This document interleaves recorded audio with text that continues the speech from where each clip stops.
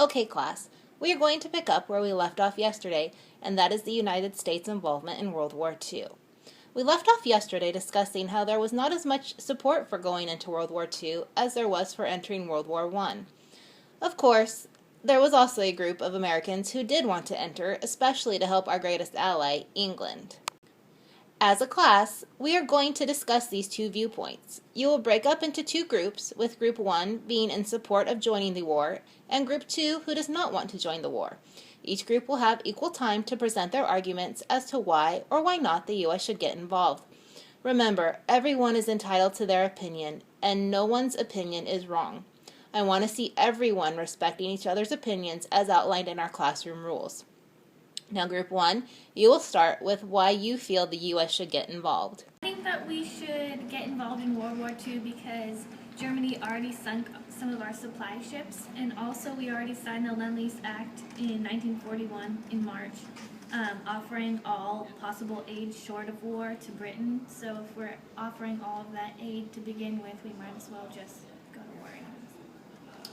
Another fact that should lead into the U.S. involvement in World War II, along with those other reasons, is in 1941 we signed the Atlantic Charter Act with Britain to fight against fascism.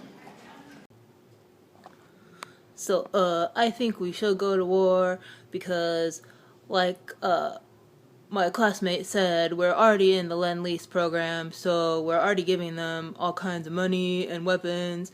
So if we're already using stuff that we have, we might as well just join, and that way we can actually fight and help end this war, because everybody knows that America is the greatest country, and so if we go to war, we'll end this real quick.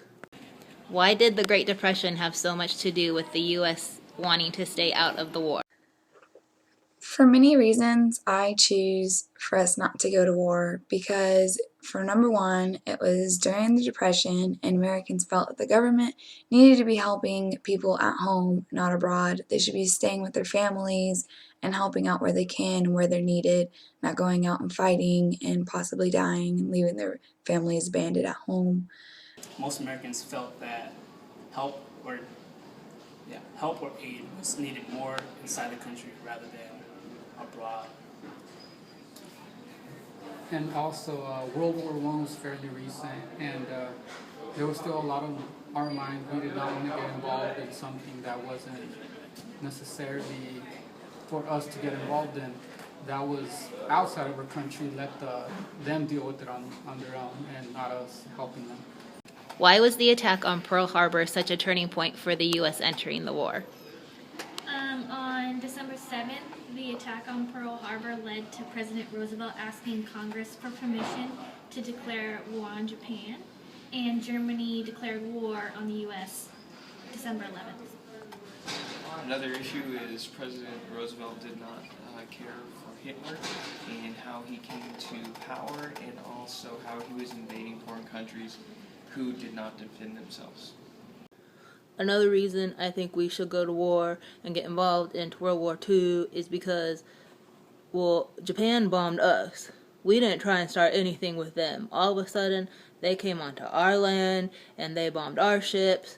So what are we going to do? Just sit by and be like, yeah man, that's cool. You can come over here. You can destroy our stuff. And we'll just kick back. We won't do anything.